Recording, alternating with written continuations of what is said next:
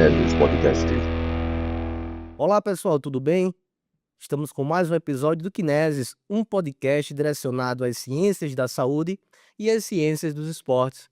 E hoje, em especial, temos aqui o nosso convidado, uma fera na nutrição e também da educação física, um grande professor da educação física, Túlio Vanderlei. Túlio, prazer em ter você aqui com a gente. Show. Vamos lá.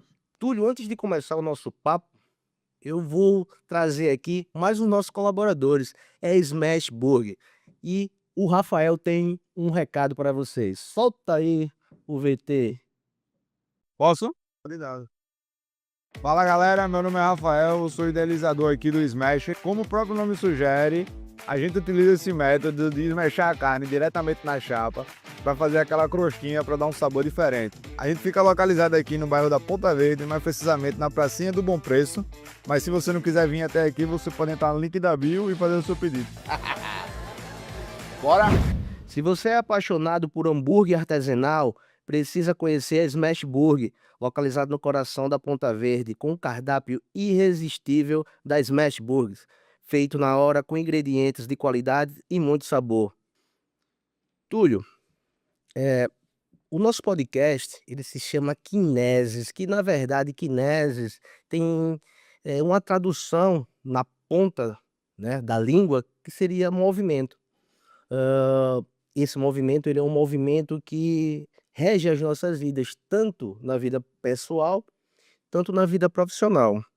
Eu queria saber, Túlio, qual é o seu Kinesis? Qual foi a sua movimentação desde da sua parte acadêmica, as suas graduações, as suas especializações, o seu mestrado, o seu doutorado em curso e, consequentemente, a sua profissão até os dias de hoje. Me fala quem é o Túlio, me fala como o Túlio chegou, como o Túlio se movimentou até chegar aqui.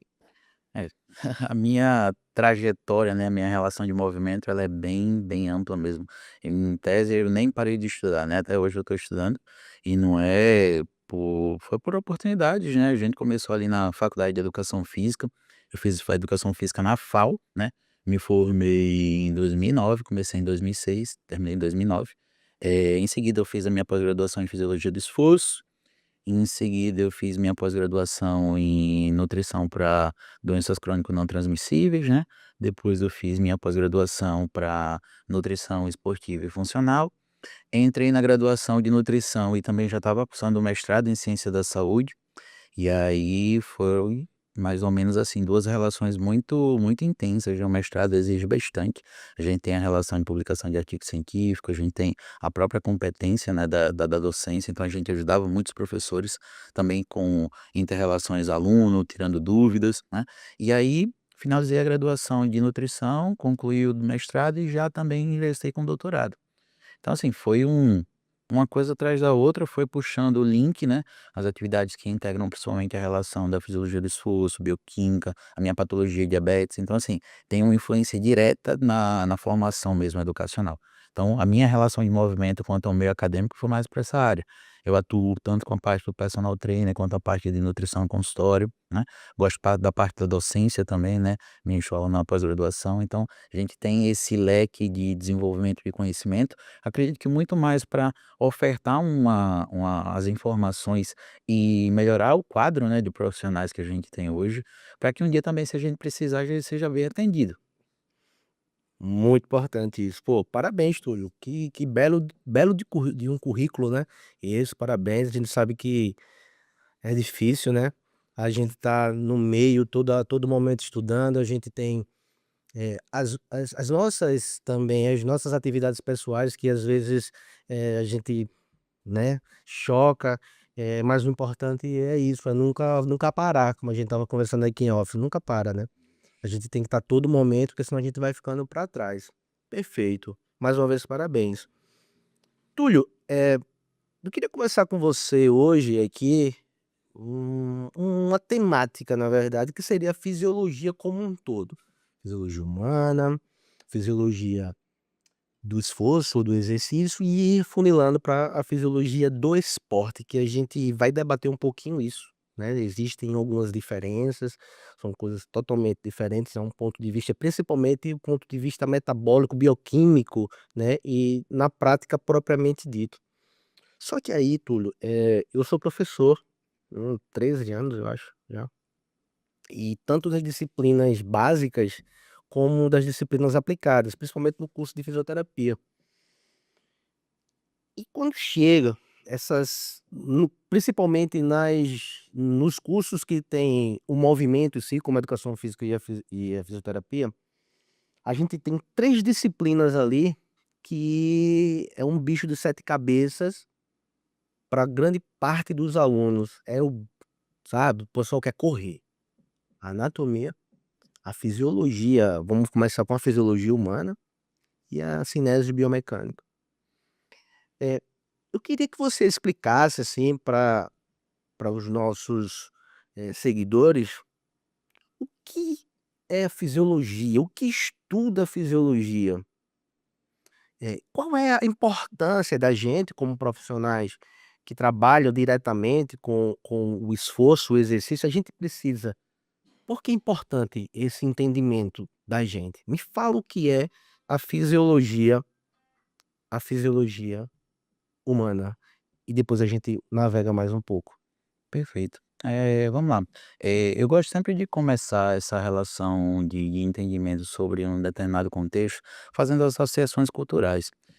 O que separa hoje o profissional de uma pessoa que não está ali na graduação, não está buscando a relação de conhecimento, é o quanto de aprendizado você tem sobre os contextos que integram a profissão que você vai seguir carreira. Então pensa comigo, entender de fisiologia basicamente vai lhe gerar uma situação onde você de fato vai estar entendendo como que aquilo acontece. O que é que difere? Por exemplo, eu pego uma pessoa que tem muito tempo de academia, ele sabe treinar. Ele sabe fazer um rosca direto, ele sabe fazer um agachamento, ele sabe o movimento, mas ele não sabe o que está acontecendo com ele.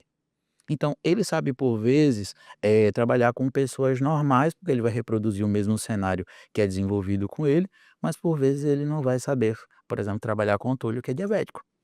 Então, assim, ele trabalha num global. E aí o profissional habilitado, ele com a fisiologia, ele consegue entender o que cada momento ali está acontecendo. Por exemplo, se ele está fazendo um agachamento com uma carga específica, qual é a via metabólica que ele está utilizando, qual é o segmento, por exemplo, um plano eixo, uma atividade, por exemplo, que integra uma relação biomecânica, qual o músculo que está sendo trabalhado, origem, inserção, ponto de ativação. Então, ele consegue entender todo esse complexo dentro do contexto que envolve anatomia, biomecânica e fisiologia. E dentro da fisiologia ele vai entender como é que o corpo se comporta.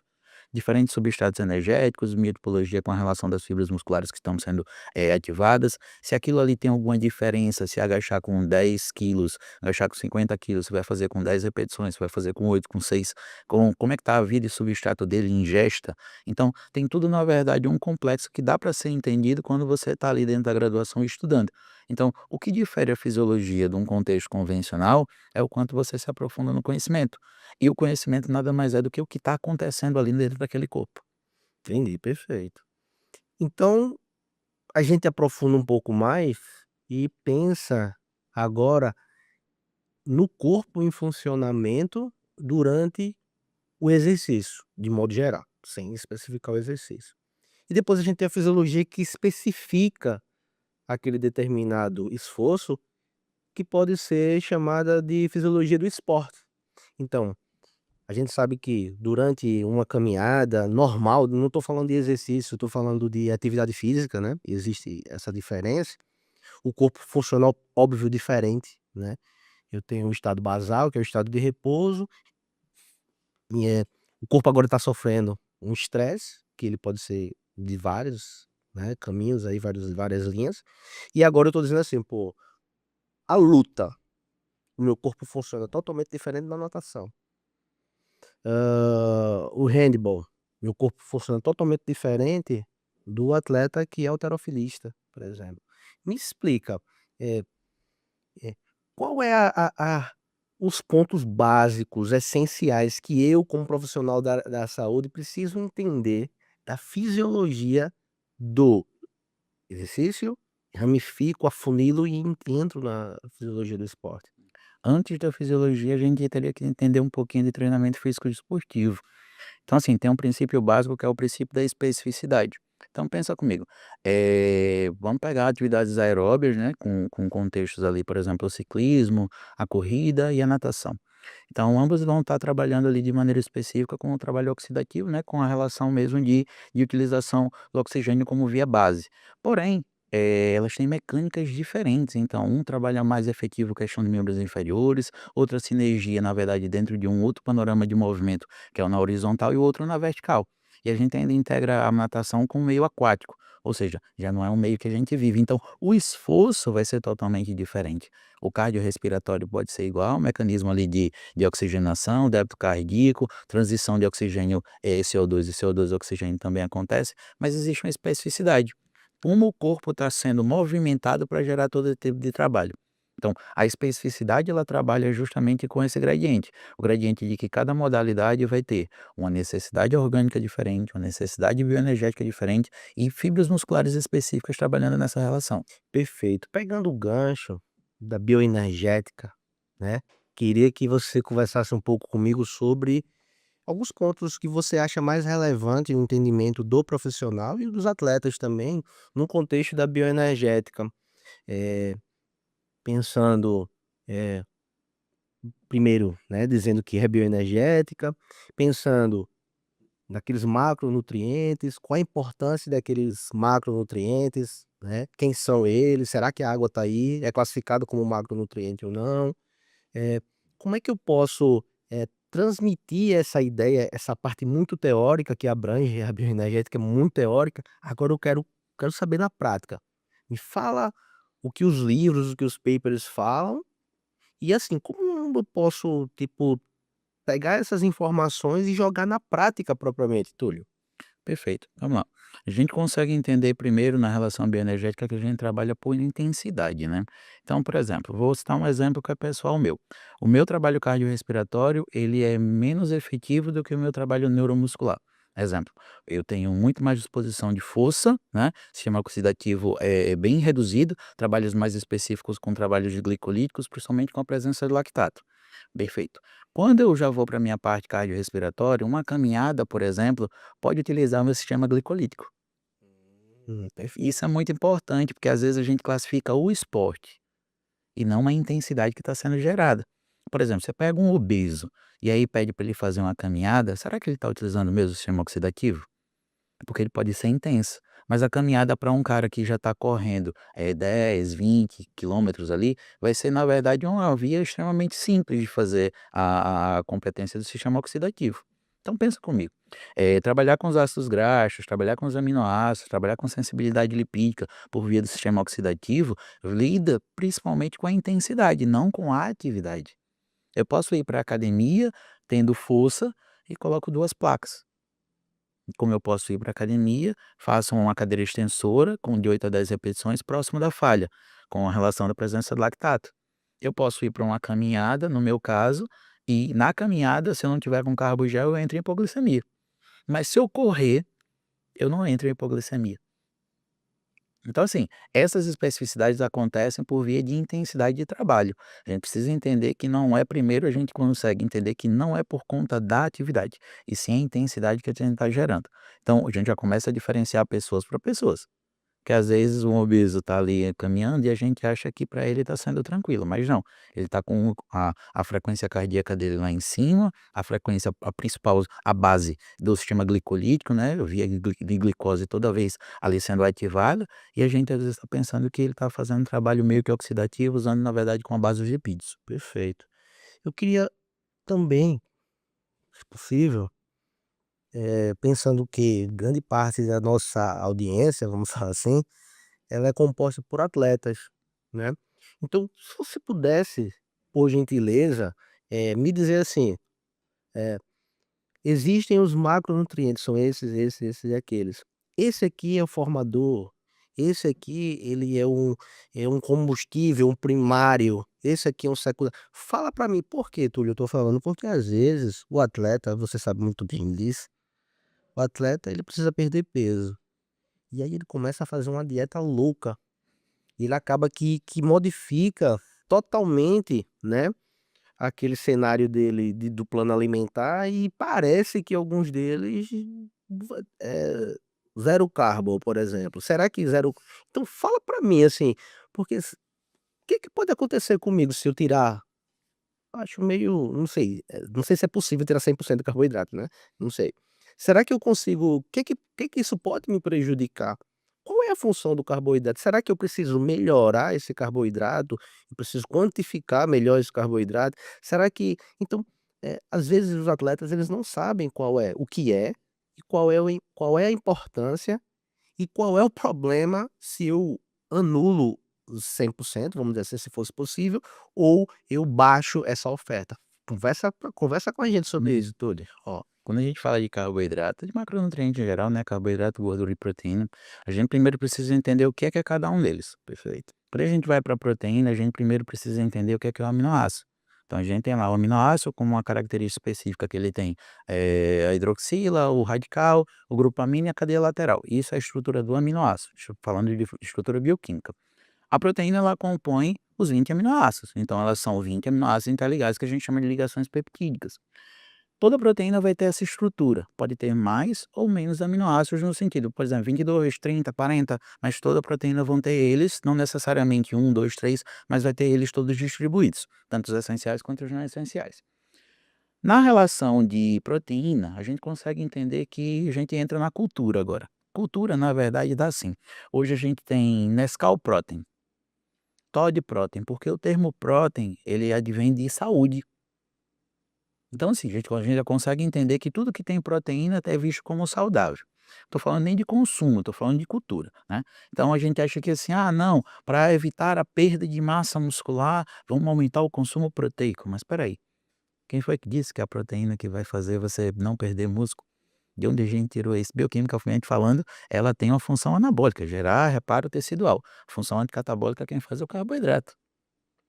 Ao mesmo tempo que ele promove energia. Aí a gente já entra no aspecto do carboidrato. Perfeito. Você tinha perguntado. Carboidrato quer que? Carbono, hidrogênio e oxigênio.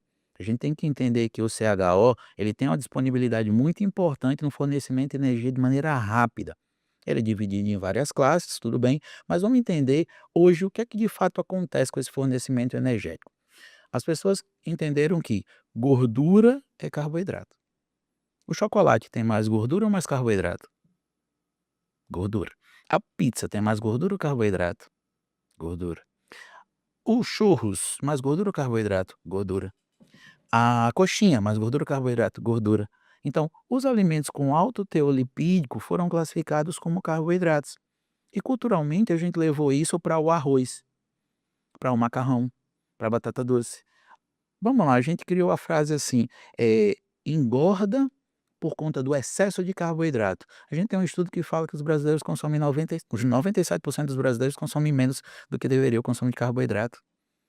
Todo mundo tem medo hoje do carboidrato, por essa associação cultural de que gordura é carboidrato. Antigamente, volta na época dos avós da gente, como é que era a praia? As pessoas que iam para a praia eram longilíneos, magros, qual era a alimentação desse pessoal de antigamente? Não tinha coxinha, não tinha pastel, era o quê? Batata doce, era macaxeira, era inhame, era cuscuz, era tapioca, era o pão. Só que a qualidade do pão, a quantidade. Então, a gente começou a entender que o alimento principal para o fornecimento de glicose, né, é quem? É o carboidrato, mas a gente tem medo dele. E aí, vamos lá. Se eu preciso de glicose para gerar sistema glicolítico, que é o dominante das atividades que integram a relação anaeróbia, por exemplo, musculação, o jiu-jitsu em determinadas etapas, uma arte marcial, um boxe, que eu preciso ter força e algumas vezes força mais velocidade, que é a potência, né. Então, isso aí vai fazendo com que eu tenha cada vez mais energia para poder demandar a minha relação do sistema energético dominante. Em contrapartida, as pessoas acham que o excesso do carboidrato também pode gerar gordura. Até pode, mas é muito difícil você atingir 50 a 65% da sua dieta de carboidrato. Então, quando a gente vai olhar a taxa metabólica basal, gasto energético total, fator de atividade física, né, que é o CAF, coeficiente de atividade física, para estruturar um panorama alimentar, a gente percebe que as pessoas são cada vez mais reclusas no contexto de carboidrato. Então, zerar o carboidrato seria por qual via? No fisiculturismo, a gente utiliza o zero carbo em pacientes que já estão com grandes estruturas musculares e eles precisam perder peso Olha como é que é o negócio, perder peso para integrar uma classe, uma categoria. E depois eles vão fazer o carb up depois de já ter batido o peso. Então essa é a estratégia do zero carbo. A gente entra com a relação de adaptações mitocondriais, a gente já começa a falar um pouquinho de lipídios. Por exemplo, vamos pegar aí o ômega 3. Então você tem um grupo metil, tem a sequência dos átomos de carbono e tem a hidroxila.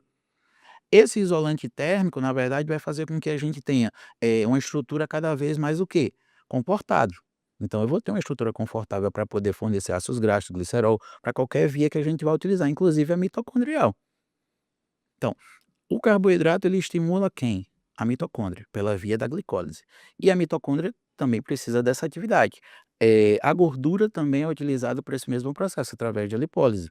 Então, eu tenho atividade da minha mitocôndria quando eu tenho essas duas vias energéticas trabalhando. Só que a partir do momento que eu começo a reduzir o meu carboidrato, com o déficit calórico, por exemplo, eu faço déficit calórico com base nos carboidratos, a gente não faz déficit com base na gordura. Uhum. E aí o déficit calórico ele termina inibindo a atividade da mitocôndria, para uma pessoa que não fez 2, 3, 4 fases de uma dieta com 50 a 65% de carboidratos. Túlio, você tá falando da mitocôndria, desculpa te interromper. Mas tem uma linha que diz que várias doenças, né, elas acontecem devido a, vamos dizer assim, um mau funcionamento da mitocôndria, né. Então, será que esses atletas ou essas pessoas a gente sabe que algumas pessoas fazem também esse tipo de dieta louca, né. E aí essa inibição, esse trabalho que ela faz, esse contraponto que ela faz com a mitocôndria, será que também não poderia contribuir para o aparecimento de algumas doenças mais para frente?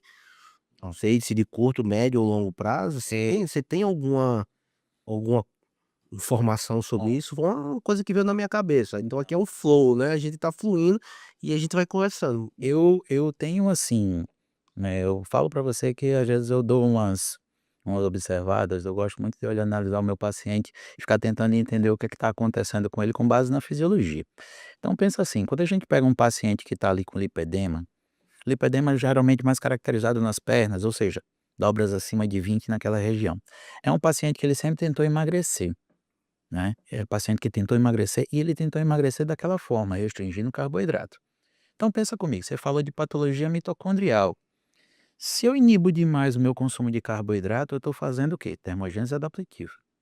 Se eu inibo cada vez mais a minha atividade de mitocôndria, o que é que está acontecendo? Eu estou armazenando aquela gordura que eu estou consumindo. Onde a gente tem maior local de armazenamento de gordura?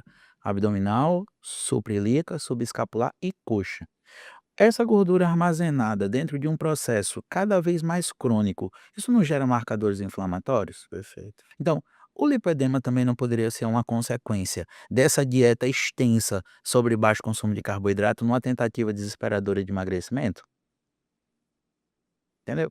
Então, assim, quando eu observo esses cenários, eu cada vez mais fico ciente que o carboidrato ele tem uma efetividade de fornecimento de energia, o carboidrato tem a finalidade principalmente de estimulação de biogênese mitocondrial, o carboidrato vai fazer com que você, em uma primeira, segunda, terceira fase do seu trabalho ali de nutrição e exercício físico, consiga, na verdade, reduzir também gordura corporal.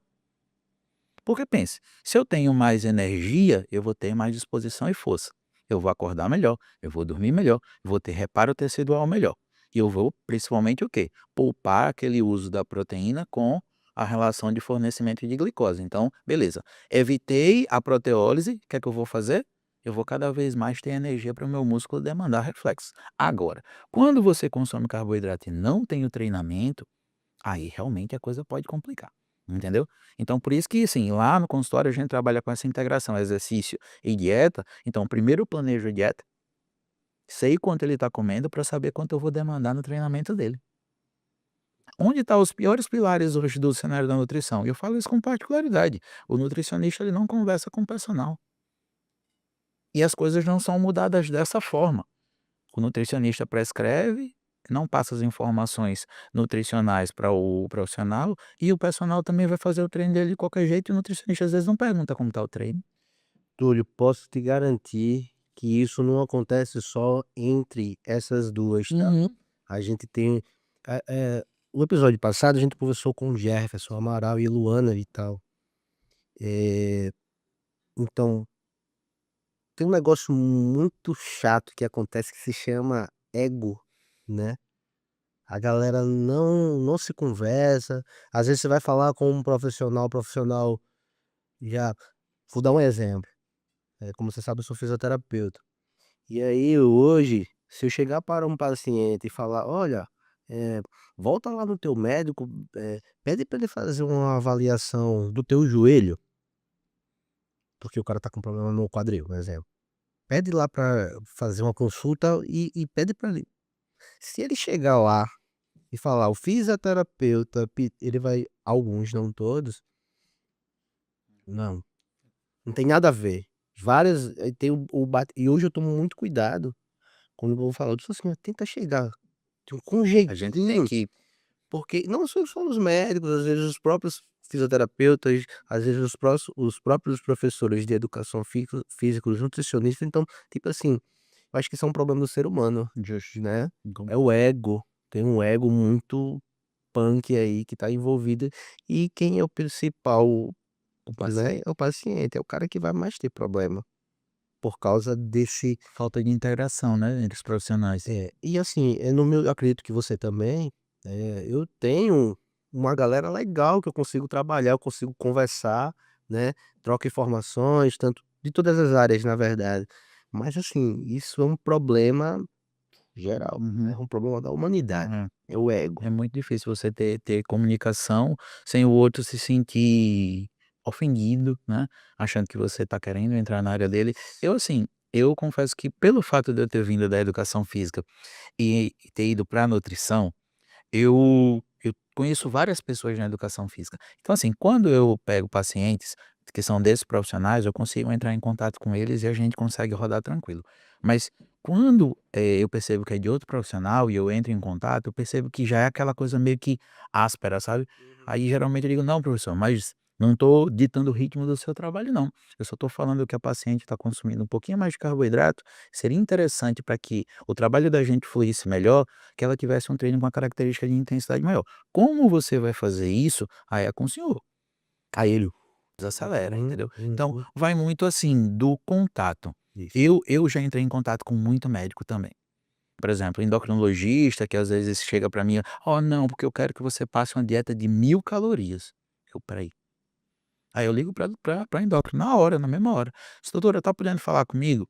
"Tá, ó, aí o que acontece?". Aí eu explico toda a relação, disse: "Ó, não adianta ela fazer uma dieta com 1000 calorias, porque a taxa metabólica basal dela é de 1500.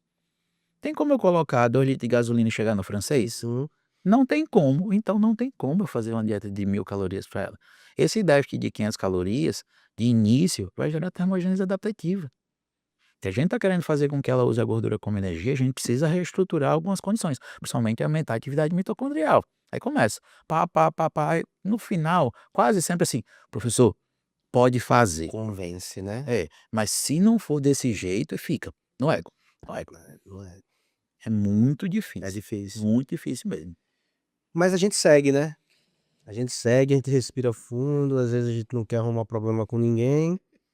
E de novo, às vezes o paciente é o cara que tá ali no, E né, e às vezes vai e sofrer. às vezes o próprio paciente também não quer, assim, ele tá vendo que é desse jeito, só que ele não quer mudar. Uhum. Aí ele diz assim: "Não, ó, vamos fazer do jeito que você tá falando", e eu falo pra ele que tô fazendo do jeito dele. Acontece muito. Acontece Acontece muito. atrás dos panos, né? Isso. Debaixo dos Não, vamos fazer desse jeito, mas, ó, quando eu for pra ele, eu digo que tô fazendo do jeito é dele. isso. Bom, Túlio, a gente falou da bioenergética, que é muito importante, falou um pouco do fenótipo, né, que, pô, preciso me alimentar dessa forma, não vou tirar isso. Então, quando a gente parte para um ponto mais que você falou, acho que você falou agora no começo, não lembro se foi em off, mas você falou muito do primeiro princípio, né, Especificidade. do treinamento esportivo, né. E lá quando a gente vê naquele primeiro princípio, quando o professor coloca na graduação, ele coloca, ele lá, individualidade biológica, né, é o primeiro lá que ele então é a genética propriamente dito, uma coisa que eu abordei também, é um ponto também que eu abordei com o Jefferson, né. Então é a minha genética, tá. Então parece, né, eu digo parece para que você desenvolva, a gente tem tipos de fibras musculares, né? Tipo 1, tipo 2, algumas ramificações aí. É, o que é que isso representa? O que é que significa? Tipo 1 é o quê? Ah, é mais para o cara que trabalha força, é mais para o cara que trabalha exercícios aeróbicos. Depois a gente vai chegar nesse ponto. O que é um exercício aeróbico, né? Então quer dizer que uma pessoa, um indivíduo que tem mais tipos de fibra X, ele tem uma, uma possibilidade de ter um melhor rendimento, uma melhor performance na modalidade tal. Me fala um pouquinho dessas fibras musculares, esses tipos, o que é que isso representa. E de novo, tem, trazendo no final um contexto prático, isso na prática. Como é que isso se reproduz na prática? A gente fala que primeiro o corpo da gente tem mais de 60 tipos de fibra, né, em termos de coloração, relações energéticas.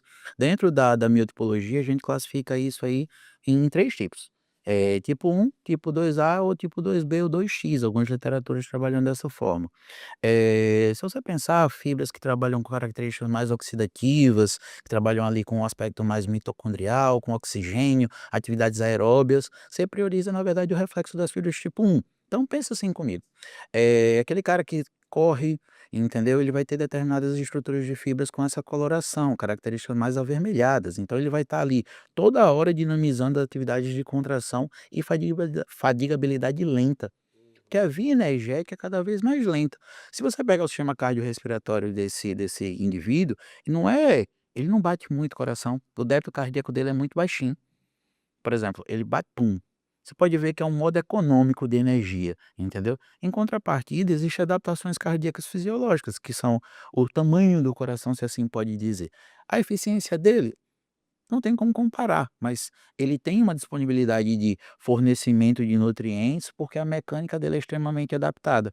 Por quê? Porque ele não está utilizando ali velocidade, intensidade, força. Ele está ali dentro de um ritmo onde o oxigênio está suprindo a relação de atividade. Perfeito. Quando a gente já integra, por exemplo, as fibras do tipo 2A, a gente vai ver com a relação mais mista, uma coloração mais com rosa, também oxidativas e também glicolíticas, então trabalha tanto com glicose quanto com a parte de oxigênio. Então ela pode ser tanto aeróbia quanto anaeróbia, são fibras chamadas de fibras de tipo misto, né. E aí a gente entra também no aspecto de da composição corporal. Às vezes a gente vê um indivíduo que não faz tanta atividade e ele já tem aquela característica de tipo, se ele parar ele vai engordar e se ele continuar fazendo atividade, ele vai ter um desenvolvimento para o que ele tiver ali de relação. Assim como também as fibras de característica 2X ou 2B, predominantemente anaeróbias, que vão desempenhar o papel de força, coloração mais esbranquiçada, trabalha mais com a via glicolítica por via de fato. Então, por exemplo, eventos de força máxima, a gente pega, por exemplo, levantamento olímpico, entendeu? A gente pega hipertrofia muscular propriamente dita, os trabalhos de 8 a 10 repetições, trabalhou tanto a cerveja tipo 2B, 2X quanto a tipo 2A. Perfeito, perfeito. Túlio, quando independente qual é o exercício tipo, né, uns mais, outros menos, mas a gente precisa, sempre entender que qualquer estímulo desse, vamos chamar assim, ele é um estímulo estressor, né. Então eu tô fazendo musculação lá, tô malhando, então é um estímulo estressor. E pensando na fisiologia, eu tinha, no primeiro momento, podemos pensar assim, um indivíduo que estava numa situação basal ou próximo da basal, o corpo, vamos dizer assim, os sistemas, eles se comportam de uma forma, e aí durante o exercício, ele vai modificar, que a gente já falou sobre isso, ele vai modificar o seu funcionamento. E a gente vai dizer assim: "Poxa, então quer dizer que o exercício ele é um agente estressor, então todo mundo vai ligar ou grande parte das pessoas vão ligar o estresse com uma coisa ruim". Só que você: "Mas poxa, eu faço exercício para ter um benefício". Ou seja, o exercício ele vai ser capaz de promover alterações sistêmicas agudas, ou seja, durante os exercícios, e alterações crônicas, né, que é o final da ópera que eu quero. Eu quero ter mais força, eu quero ter um aumento do meu trofismo, eu quero ter uma melhor atividade aeróbica, enfim, diversas. Queria que você falasse principalmente de 2 sistemas. O sistema cardio, posso dizer cardiovascular, vamos ficar no cardiovascular, por conta do tempo da gente, que é curto, e o sistema musculoesquelético. Quais as principais alterações agudas e depois crônicas desses 2 sistemas que você, assim, acha que são as mais importantes? O que que acontece com o meu coração durante um exercício? Você pode até escolher qual tipo de modalidade. O que que acontece com o meu coração de médio a longo prazo por causa dessa atividade? E é o mesmo com o meu músculo estriado esquelético. Perfeito. Ó, a relação cardíaca, primeiro de tudo que a gente precisa entender que o músculo cardíaco ele só trabalha com glicose. Por exemplo, o sistema nervoso central e o músculo cardíaco, eles são predominantes de glicose. Então pensa assim, se eu, Túlio, entrar em hipoglicemia, eu posso ter uma parada cardíaca e eu posso ter morte cerebral. Por quê? Porque falta glicose. Os outros substratos energéticos não conseguem ser convertidos e promover, na verdade, glicose para essas estruturas. Então a gente já consegue entender que para a gente ter adaptações para essas relações, a gente vai precisar de glicose. Tanto para a relação músculo-esquelética quanto para a relação cardíaca. O tipo de atividade que vai ser desempenhada vai gerar, na verdade, mais contração ou menos contração. Então, como é um músculo, então ele está em constante contração ou ele em contrações variadas. Vamos pensar na musculação, alta intensidade, ou seja, cada vez mais bombeando sangue, aumentando o débito cardíaco, quantidade de sangue que o coração vai ejetar, mais a frequência cardíaca. Então, está toda hora contraindo e relaxando, contraindo e relaxando. Isso vai gerar um processo hipertrófico. Esses processos hipertróficos cada vez mais vai protegendo o seu coração de uma eventualidade de disritmia, arritmia, tá entendendo? Isso vai gerando esse tipo de situação, que é o processo, na verdade, microlesivo nessas estruturas musculares. Perfeito. Já para a parte cardiorrespiratória, a gente trabalha mais com a questão mesmo de débito cardíaco e efetivo. Ou seja, ele vai ter um coração em maior proporção, ele vai ter um maior volume de ejeção, ele vai ter um maior débito cardíaco, mas em contrapartida ele não precisa bater tanto. Por quê? Porque a via de fornecimento energético dele é de pulsação. Então, assim, a partir do momento que eu tenho estresse, esse estresse ele vai ser por qual via? Aí a gente já falou da questão da bioenergética e a questão da miotipologia. Então, assim, existem patologias, inclusive, pessoas que hipertrofiam tanto a relação cardíaca que geram compressão na caixa torácica. Mas, ao mesmo tempo, também existem pessoas que têm menor risco de propensão de patologias cardíacas, como infarto e por aí vai. Deixa eu fazer uma pergunta dentro dessa parte cardiovascular e até mesmo cardiorrespiratório do sistema. Eh, Alguém pode estar ouvindo assim: "Pô, falaram para mim que eu sou hipertenso e eu tenho uma hipertrofia no meu miocárdio". E ele está dizendo que o cara é interessante ele ter uma hipertrofia. Qual é a diferença? Pô, você falou em volume, né, Uhum. volume. Então eu posso ter um coração desse tamanho, o outro coração também é desse tamanho, e eles funcionam totalmente diferente. Existe um tipo de hipertrofia ou existem tipos de hipertrofia no meu coração, que pode dizer assim: "Esse cara tem um coração grande", exemplo, um hipertenso, e esse coração grande é ruim. Esse cara é atleta, ele tem um coração grande, mas é um coração bom. Qual é a diferença? É um crescimento do músculo que acontece diferente um do outro, do patológico e do treinado? O que vai acontecer também não é só essa relação de hipertrofia do tipo das estruturas do coração, assim como também o desenvolvimento do sistema vascular. Então, por exemplo, se a gente pega os hormônios que fazem o processo de vasodilatação, os RAS, que a gente chama, eles vão ter, na verdade, efetividade principalmente em quê? Em favorecer todo o processo de fluxo venoso, ou seja, alteração do CO2 pelo oxigênio, né? Baroreceptor carotídeo cada vez mais sensível, a disfunção com a pressão arterial. Então, a partir do momento que você tem esse coração com processos hipertróficos e não tem essa sensibilidade capilar, aí você vai estar gerando uma complicação. Isso envolve não só o coração como contexto fisiológico, mas também as vias subsequentes. Alteração da pressão arterial e, como consequência, às vezes essa alteração da pressão arterial pode ser por via de constricção capilar em virtude da composição alimentar ou até mesmo da inatividade física. Perfeito. E o sistema músculo Músculo esquelético. esquelético, o músculo estriado esquelético. Me fala um pouquinho dessas alterações agudas e crônicas. Perfeito. A gente começa no músculo esquelético com a parte, na verdade, elétrica, né. A gente tem a somação, né, que é o impulso elétrico que sai em somas nas fibras musculares.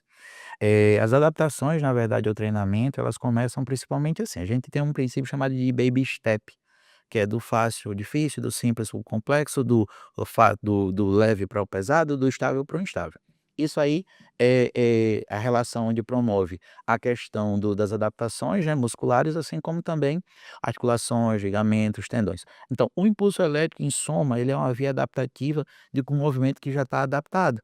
A partir do momento que eu vou acrescendo a relação de carga, esse músculo vai demandando maiores unidades motoras, maior integração do sistema bioenergético e aí integra também a relação biotipológica. Então, hipertrofia muscular é um produto, na verdade, de alteração morfológica, não é violência física. Então, a morfologia ela vai trazendo o quê? Adaptações que integram a relação do sistema músculo-esquelético, que integram tanto a questão neural quanto a questão motora. Neural, na relação do sistema nervoso central e impulso elétrico, motora com a relação mesmo de movimento. E aí a gente integra essas duas relações, ocorrendo adaptações agudas, quanto à questão mesmo de ali no momento, progressão de carga, evolução, e crônicas, na verdade, com um reflexo ali de hipertrofia muscular, ou até mesmo desenvolvimento de alguma habilidade motora, ou valência física. Oh, show de bola, show de bola. Pensando num contexto mais prático, como é que o Túlio, ele ele avalia, né, o atleta? Vamos pensar em um atleta de luta, ele procura o Túlio, sou eu, estou procurando o Túlio. Quais são, as formas que você ou testes, não sei, como é que você iria avaliar hoje, Túlio, até para que as pessoas entendam como é que você trabalha. Eu estou chegando lá e quero competir, estou precisando perder aí "X" quilos, né, até o dia tal, para o dia da minha pesagem. Como é que o Túlio avalia? Ele vai eu não sei. Ou o Túlio avalia as 2 situações, a parte do ele como nutricionista e como professor de educação física, ou depende como o atleta procura ele. Mas vamos pensar o Túlio hoje, eu quero que o Túlio seja o meu nutricionista e ao mesmo tempo o cara que vai estruturar o meu treino. Quais são os testes? Como é que você faz? É bioimpedância, vai pegar lá as dobras, aquelas que você falou há pouco, eh faz solicitação de exames complementares, principalmente os exames laboratoriais. Me explica como é que o Túlio trabalha. Passo a passo. Chegou no consultório, a gente vai fazer a avaliação dele com base, né, principalmente a avaliação antropométrica, eu não trabalho com biopedância, né, trabalho com composição corporal. Bio eu quase não uso, só uso para pacientes obesos, né, e, para idoso. Então eu só trabalho ali com a parte da antropometria e dobra cutânea, que já vai me dar aquele marcador que eu falei para você de uma eventualidade de termogênese adaptativa. Faço muito isso. A gente também faz análise tecidual. Uma dobra mais rígida, geralmente a dobra das costas, dobra de coxa, pode ser também caracterizada como um Isso é processo durante de a palpação? isso, a própria dobra. Dobra das costas ou dobra de coxa, ela pode estar mais rígida, por exemplo, ela não está solta, e aí isso pode apresentar uma característica de retenção hídrica. Então a gente já vai somando isso. Então é uma avaliação física e uma avaliação antropométrica, a gente faz esses 2 avaliações. Isso é para identificar a questão estrutural. Ele vai dizer os objetivos dele quanto à relação, a gente vai identificar o peso, esquematizar a relação de categoria, vai identificar o tempo, né, isso é muito importante, às vezes as pessoas querem que a gente faça mágica, e aí quanto mais tempo para trabalhar, e aí é onde eu reforço. Por isso que existe que tem que ter a periodização. Não adianta a gente querer fazer pronto, eu já fui atleta de fisiculturismo, já fui campeão do Michelin Pelas Vegas em 2013. Então assim, a gente fez uma preparação de 10 meses. Então as pessoas precisam entender, e aí às vezes as pessoas querem mudar o físico em 3 semanas, 3 meses. E às vezes o atleta de jiu-jitsu ou de qualquer outra modalidade também. Então precisa entender que existe uma periodização. Então a gente vai periodizar e com base nisso a gente vai fazer alguns testes. Principalmente eu gosto de trabalhar com um teste que é o teste visual. Eu peço muito vídeo da luta, porque eu vou tentar entender o que é que ele tem de dificuldade. Às vezes tem muita fragilidade de panturrilha. O tempo da luta, geralmente quantas lutas ele conseguiu fazer e como ele ficou, se ele ficou cansado, se ele não ficou. como é que tá a relação de estresse dele para o campeonato? Ele é uma pessoa tranquila ou ele é uma pessoa que fica muito ativo, muito estressado? Por exemplo, no meu caso, eu parecia que não ia fazer nada, porque eu fazia um trabalho mental. Sim. Ó, uma das coisas que eu falo, atleta de MMA, ele treina todas as valências físicas, todas, todas, todas, todas. Ele treina da sala de preparação até a caminhada dele no octógono? Ele não treina isso. Ô Túlio, então quer dizer que, exemplo, se eu sou um cara mais pilhado, você é um cara mais tranquilo, um exemplo. Eu sou um cara mais pilhado, não tenho esse acompanhamento, não sei se seria a palavra certa, psicológico. Não tenho esse acompanhamento, não me importo com isso. Isso gera um uma queda na minha energia. Eu vou lutar, pô, eu preciso estar com a minha bateria 100%, né. Então eu já aquilo ali pode influenciar no resultado? Pode. Pode. Diretamente. Às vezes você está tão pilhado que o seu sistema cardiorrespiratório, sua relação energética está tão ativa que você dá o gás no primeiro minuto, 2 minutos e de repente você já aumentou a produção de lactato. Boa. Depois que o lactato instalou, você não vai conseguir reverter essa situação sem o repouso ativo, ou seja, repousar de verdade, né, para a reintegração da condição lactato. Então, a partir do momento que a gente não consegue tudo que a gente faz mais tranquilo, a gente consegue render mais. Até certo ponto, essa pilha pode fazer com que o sistema cardiorrespiratório e cardiovascular exceda os valores, e aí ao invés de se tornar positivo para o estímulo, ele termina gerando o quê? Consequências. Aumento dos radicais livres, né? Você não vai estar ali com nenhum repositor de eletrólito para poder fazer o balanço, né? Alguns, principalmente, espécies reativas de oxigênio, espécies reativas de nitrogênio. Se for espécies reativas de nitrogênio, pode ter certeza que você vai entrar em fadiga rapidinho. É isso que eu ia perguntar. Até é bom, né, a gente tá falando isso principalmente para os atletas, e falar, essa deficiência desse controle vai fazer você chegar mais próximo da fadiga ou chegar mais rápido, na verdade, e a O fadiga. medo. O medo, ele é um dos fatores mais preocupantes, porque da saída lá de trás até o octógono, por exemplo, ele pode receber um estímulo, que é o que a gente chama de sistema fight or flight, né, sistema de fuga ou luta. Sim. Então, esse simpático parasimpático, Descarga simpática. isso, de tipo, ele vai para frente ou então ele retrai, Isso. entendeu? Envolve adrenalina, noradrenalina. Então, a partir do momento que ele não sabe lidar com esses sistemas, então assim, a gente faz um trabalho de o dia que você está estressado e como é que você vai avaliar isso? Túlio, você tem algum tipo de acompanhamento com esses atletas? Porque a gente sabe que, de novo, né, o atleta está sofrendo um estímulo, estressante durante o treinamento. E a gente sabe que aquelas adaptações crônicas que a gente busca com o exercício, elas essas adaptações, elas precisam de um tripé: alimentação, sono, descanso, né. Você faz esse acompanhamento, não sei, é um aplicativo que o indivíduo acorda, ele diz a qualidade do sono. Me fala como você consegue acompanhar, porque a gente sabe, né, velho, se esse cara não faz, entre aspas, "o dever de casa", se ele não dorme bem e no outro dia ele vai treinar, o rendimento dele não vai ser tão bom quanto. E a gente sabe que também a parte anabólica, ela precisa desse tripé. Você como é que Ó, é difícil fazer esse monitoramento? na verdade não, eu geralmente não trago a responsabilidade para mim. A minha função é trabalhar com excelência. Ele vai ter a função dele. Eu geralmente digo para todos os meus atletas, eu digo: "Ó, eu vou me dispor em mais de 100%. Essa é a minha função. Agora você vai ter que ter a sua função. Se eu faço e você não faz, quem está pecando é você". Então, assim, eu não posso carregar no colo, porque senão a gente vai ter cada vez mais, ou seja, ao invés de atletas, filhos, Uhum. entendeu? Então, assim, a gente tem que colocar o atleta no lugar do atleta, porque a gente vai ter todo o cuidado com ele, a gente vai passar todas as informações e ele vai ter que executar. Se ele não executar, é falho dele. Isso acontece também na questão patológica. Se o meu endócrino diz assim: "Túlio, você vai administrar uma insulina a cada 15 gramas de carboidrato", e eu faço uma unidade de insulina para 5, eu vou ter hipoglicemia. Entendeu? Então, assim, a gente tem que dar as responsabilidades, porque senão o atleta vai toda hora estar ali com a gente, e a gente vai estar executando uma função que não é do treinador e nem nutricionista. É bom, e começou a passar um filme aqui na minha cabeça. Eu não sei se você teve ou tem a experiência de trabalhar com modalidades coletivas, né. Eu acho, né, no meu dia a dia, que é muito mais fácil quando eu trabalho ou com uma modalidade individual, ou quando esse cara pode ser até de uma modalidade coletiva, mas ele me procura por fora.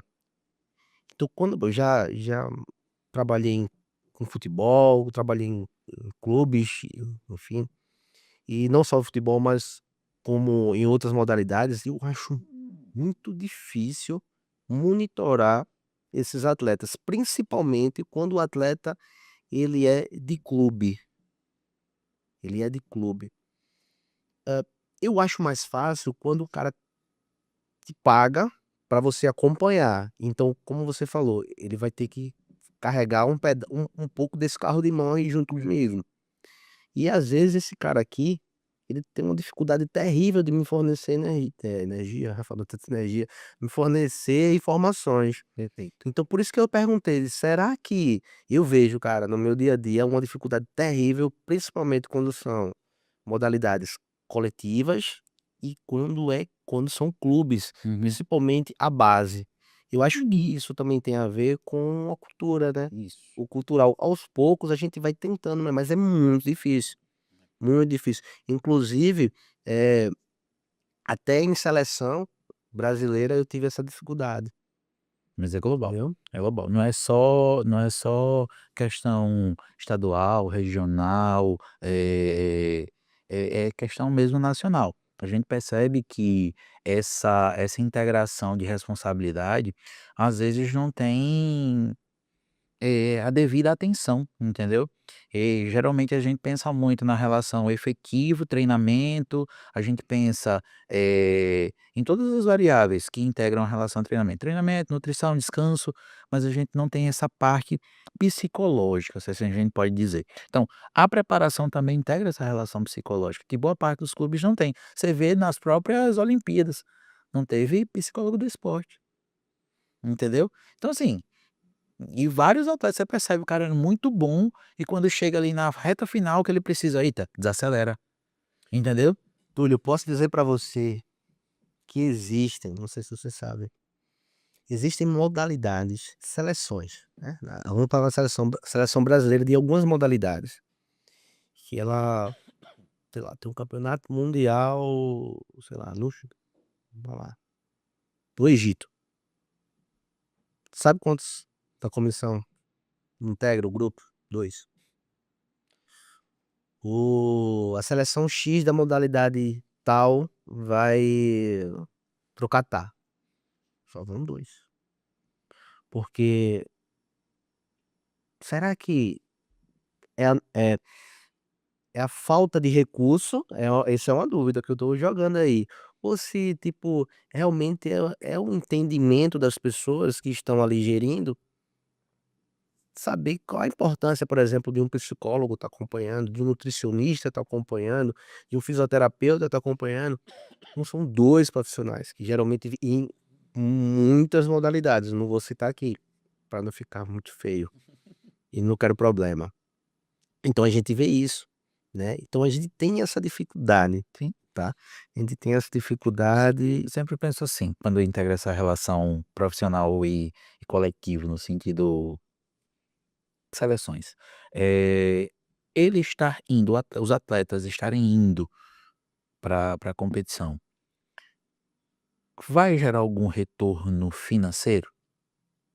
No sentido de, tipo, independente da classificação que tiver, tal, qual é a chance deles ganharem? Porque a partir do momento que se classifica, mas tem pouca chance, a direção às vezes não vai investir, entendeu? Não tô dizendo que é errado, mas eu tô dizendo que, assim, eles não fazem isso, tipo, mas o exemplo que eu citei foram as Olimpíadas, tipo assim, que é uma coisa grande, sabe, que tá ali. Imagina, se em coisas grandes não tem, não vai ter também nas pequenas. E a necessidade às vezes é até maior, porque o atleta olímpico, ele tá ali, ele já teve uma bagagem de competições, ele já sabe mais ou menos o que fazer, o que não fazer, mas o atleta que tá ali no processo de base, ou de um campeonato mundial que já competiu algumas vezes, mas não tanto quanto um olímpico, ele vai terminar tendo uma necessidade muito maior de todo o aparo. Ele vai ter necessidade de questões psicológicas, ele vai ter dúvidas, ele vai ter insegurança, né. A gente tem um artigo muito antigo, Eu entrei na educação física em 2006. Esse artigo ele é de 2004, chama-se Brasileiros Amarelões. Justamente por conta do cenário da final, trazer essa insegurança e o jogador não conseguir desempenhar. A gente já viu várias vezes, no futebol a gente já viu, né, na parte, por exemplo, do judô a gente já viu também. Então, tem várias situações onde você vê a performance do cara é incrível, mas quando é na final cai, assim, de maneira drástica. Então, tem essa necessidade. Será que o aporte nutricional dele foi satisfatório? Será que teve alguém para acompanhar e dizer assim: "Pô, você não está dormindo da maneira correta, você precisa ter uma melhor indução de sono, vamos desacelerar". Ter uma conversa e, desacelerar ele. Então a questão psicológica é muito importante, a questão nutricional, a questão física, pô, o cara jogou, agora, depois ele vai jogar daqui a 2 dias, pô, qual é o reparo que está sendo feito ali, né? A fisioterapia preventiva foi feita? E às vezes não. Então não tem como cobrar. Entende? O atleta ele tá ali, infelizmente, ele vem à mercê de uma série de complicações. A gente vê isso também em qualquer cenário, vamos pensar no fisiculturismo, por exemplo. Qual é o atleta que consegue fazer uma nutrição de qualidade quando comparado a um atleta dos Estados Unidos? Entendeu? Então assim, você percebe que aqui tudo muito mais caro, lá tudo muito mais barato, qualidade de vida muito melhor, então você percebe que precisa lidar com outros quereres, assim, que envolve de fato a essência e o dom para a realização daquele trabalho. Perfeito. Túlio, eu queria deixar você bem à vontade aí, no tema, podemos dizer assim, eh, mitos, paradigmas que existem hoje no seu dia a dia, né, que você queria quebrar aqui, né, eh, eu ouço muito também, muita gente falando assim, eu lembrei, eu fiz musculação, eu malhei hoje, aí um dia, 2 dias depois essa pessoa assim: "Mas eu tô com um quadríceps que eu não aguento aqui de dor, tá cheio de ácido lático". Eu ouço muito isso. Isso é um mito, né. Não vou entrar em detalhes, mas já digo que não tem nada a ver, mas aí, tipo, isso é um mito que eu um dos, né, que eu foi o primeiro que eu pensei, né. E aí eu queria que você dissesse assim, pô, o que que você ouve muito de mito e você: "Pô, eu tenho que quebrar isso aqui, porque não aguento mais as pessoas falando", e outra coisa, às vezes profissionais, né. É. Então, eu tenho um problema cultural gigante, que eu acho que eu estou fazendo meu trabalho, mas eu acho que vai ser difícil. A gente tem hoje um cenário que a gente regrediu, né, quanto à composição corporal, a gente está avaliando pessoas por balança, né. O surgimento dos inibidores de apetite, né, as semaglutidas, tisapartidas, né, vem trazendo um cenário, são medicações ótimas, mas já começa de uma coisa: os estudos que foram inicializados com elas, a gente não tem perspectiva de futuro.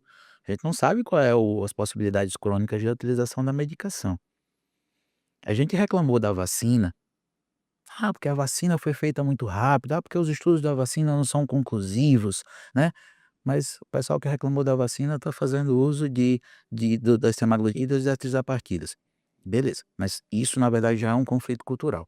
Quando a gente vai para a relação, por exemplo, de consumo de carboidrato e redução de peso, a gente tem no século a gente criou, na verdade nessa década a gente criou outras estratégias, que é a dieta carnívora, a gente criou low carb, a gente criou cetogênica, a gente criou very low, todos voltados para o carboidrato exclusivo. A gente nem criou uma estratégia para o consumo de carboidrato de maneira positiva, e a gente já viu que ele é extremamente positivo. Todo mundo fala que o carboidrato é o vilão. Lá atrás a gente teve o desenvolvimento de algumas outras medicações, que foi, eh, Saxenda, Victoza, e foi o boom dos antidepressivos. Todos eles com inibição de apetite, inclusive a sibutramina. Hoje a gente tem Vyvanse, Ozempic e Mounjaro, todos eles com inibição de apetite. Será mesmo que inibição de apetite é a chave? A medicação ela inibe o processo compulsivo. A gente lida com endorfina e serotonina. Pensa assim, a gente tem vontade de comer doce em quais horários? Após o almoço e antes de dormir. Se eu tenho vontade de comer doce nessas 2 localidades, quais são as 2 maiores produções hormonais que a gente tem? Após o almoço e antes de dormir. Quando acontece a vontade de comer doce, o que é que acontece? Baixa-se endorfina e serotonina. Quais são os alimentos que promovem a estimulação de endorfina e serotonina? Carboidrato e proteína, principalmente o triptofano, que é um aminoácido que estimula a produção de serotonina. Então pensa comigo, essa pessoa ela não toma um café da manhã bem, ela não lancha bem, ela chega no almoço, come uma salada, porque ela quer emagrecer. Aí vem a vontade do doce, ela segura. Aí ela vem para o lanche, é uma bolachinha com café, jantar, ela janta alguma coisa e na hora da ceia ela tá com uma fome devastadora. Então assim, será mesmo que inibir o apetite vai gerar esse processo? Por que que a gente não inibe a compulsão, para quem tem compulsão, e inicia os trabalhos de inclusão de quê? Carboidrato e proteína, de maneira substancial, entre taxa metabólica basal, gasto energético total, para fazer com que a gente tenha aumento da produção hormonal e redução do consumo de doce. A gente tá saindo um artigo com isso. Uhum. Tá saindo um artigo com isso.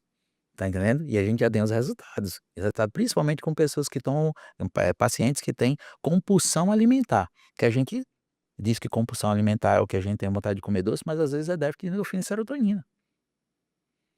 E a gente normaliza o problema. Qual que é a normalização do problema? Ó, doutor, não tire o meu doce depois do almoço, porque eu sou viciado em doce. Espera aí, você é viciado no doce ou tá faltando nutriente na tua dieta que tá fazendo você querer o doce? Porque vamos lá, a gente come o doce, esse doce tem carboidrato, gordura e proteína. Carboidrato simples, gordura principalmente com a característica ali das saturações, né, gordura saturada, e a gente vai ter os aspectos ali de aminoácidos que vão favorecer o processo de formação hormonal. Mas tudo isso por um preço muito alto. É um alimento que contém tudo isso, mas todos com uma qualidade muito baixa. Então a gente termina tendo o conflito cultural de inclusão alimentar, eu fico batendo direto com isso, porque do outro lado a pessoa está querendo ficar sem comer. Quando a gente fica sem comer, sem energia, sem carboidrato, a gente começa a perder massa muscular, que é o carboidrato, ele tem uma função anticatabólica, né? Então, e a gente não vai fazer redução de gordura corporal. Então, quando a gente vai para a composição corporal, a gente percebe, o indivíduo perdeu 10 quilos de quê? 8 de massa muscular e 2 de gordura. E ele ficou sem comer, zero. Ele ficou sem treinar. Ele começou a ficar depressivo. Ele começou a desenvolver algumas patologias articulares, quais? Artrite, artrose, osteoporose, fibromialgia, sarcopenia, com a questão muscular. Que são as mesmas características do paciente bariátrico, Sim, não é? sim. E aí a gente começa a ligar, peraí, o bariátrico, qual é a recomendação alimentar do bariátrico? 100 gramas de vegetal, 100 gramas de proteína, porque idealiza-se que a proteína faz a manutenção da massa muscular. E o carboidrato zero. O peso dele despenca, ele diz que está perdendo gordura. Peraí, na pele a gente tem elastina, melanina e o colágeno, que dá o quê? A firmeza, tonalidade e elasticidade.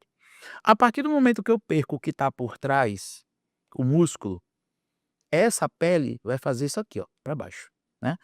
Já se ralou? Quando você se rala não fica branco? Uhum. A gente ali raspou, a gente tirou a epiderme e a derme, são tecidos avascularizados, não tem vascularização. E depois aquela gotinha de sangue sai. Aquilo dali foi a epiderme e a derme. A endoderme, ela é mais grossa. Então, se a gente faz uma ultrassom no bariátrico, a gente vai ver que aquilo ali é gordura. Então, você consegue perder que o peso que ele está, entender que o peso que ele está perdendo de massa muscular, qual é a característica da dieta dele? 100 gramas de vegetal, 100 gramas de proteína. Então, tá vendo que aí tudo se encaixa? É por isso que eu digo, é só olhar para a cultura. Se a gente olhar a cultura, a gente consegue entender onde está o erro. Show. Consegui visualizar muita coisa que eu observo no meu dia a dia, né? Você vai falando aí, eu vou. Nossa, é isso mesmo. Cara, pô, a gente extrapolou aqui o tempo, mas acredito que as informações são muito boas, principalmente para os nossos. Para mim também, uma bela de uma aula, né? A gente sempre está aqui com objetivo também. Eu quero aprender, né? Então, procuro sempre trazer, Túlio, pessoas que estão próximo ao meu eixo, mas não em cima, né? Para que a gente tenha esse essa troca, né? E gosto muito de aprender. E assim, hoje foi um dia muito interessante. E o que a gente fala muito é trazer para a prática. Toda hora eu estava falando com você, vamos trazer para a prática, vamos trazer para a prática. Vamos falar da teoria, mas vamos trazer para a prática. Justo. Que a prática é, de novo, é o final da ópera, né? Então eu preciso transformar todo esse conhecimento na prática, em prática, né? E aí, como eu falei, a gente acabou que extrapolou o tempo, mas perfeito, tudo bem. E eu queria te deixar de novo, né, mais à vontade, para que você faça suas considerações finais, né, sobre esse papo, deixar algum recado e no final fala onde é que a gente encontra o Túlio, né, seu Instagram, seu WhatsApp, e fique bem à vontade aí. Então, eu gosto, né, desse papo, eu agradeço o convite, porque de fato a gente se conhece do jiu-jitsu, né, eu sou faixa preta de jiu-jitsu também, então tem esse ponto importante que eu nem falei, mas sou aposentado, né, tem 800 anos que eu não treino. Mas assim, é muito importante a ideia do que você está trazendo, porque a perspectiva do conhecimento na teoria e na prática é a necessidade que eu vou voltar a dizer, é cultural. A gente tem tantos mitos, tá entendendo, que já foram quebrados, mas a sociedade ainda tá ali, entendeu. E aí, às vezes, uma pessoa só fazendo isso, em um ponto, outro em outro em outro, mas isso demora para tomar proporções. Então, eu faço isso lá no consultório, você faz nos seus atendimentos, hoje a gente faz aqui no podcast, a gente está conseguindo atingir um máximo de pessoas. Então, é importante esse trabalho para que dê voz também à relação de entendimento sobre outros contextos. A gente trouxe um pouco da fisiologia, trouxe um pouco da vivência, trouxe um pouco da nutrição, trouxe um pouco do contexto patológico, mas assim, a gente tem muita coisa para quebrar. A gente tem muito mito, tem mitos patológicos, eu mesmo por ser diabético, enfim, vivo isso cotidianamente, a gente tem mitos sociais quanto contextos alimentares, a gente tem mitos ainda sobre exercício físico, entendeu? Então essa abordagem da ciência e da prática vai mostrando para as pessoas que às vezes dizem: "Ah não, mas", como você falou mesmo da questão cardíaca, "Ah não, mas", e a gente vai esclarecendo. Porque a gente tem uma função muito grande como profissional, que é ser um formador de opinião, e não um reprodutor de uma má informação. E como você falou, boa parte dos profissionais ainda ficam reproduzindo informações que são de lá de trás, dizendo assim: "Eu comi um brigadeiro, eu vou queimar na esteira". Entende? Então a gente ainda escuta isso, escuta muito, por sinal. Então, é a oportunidade da gente estar falando, e mostrando para as pessoas que pode ser um contexto diferente e uma abordagem, na verdade, fora do convencional, que a onda que está todo mundo aí seguindo pode gerar um problema daqui a 2, 3, 4 anos, e vai gerar. Pô, perfeito. Túlio, mais uma vez, Irmãozinho, obrigado. obrigado você, Vini. Muito obrigado mesmo por todas as suas colocações, sua disponibilidade de tempo, né? Tá aqui com a gente nesse projeto, né? Então é isso, pessoal. Estamos encerrando mais um episódio do Kinesis Podcast. Um forte abraço.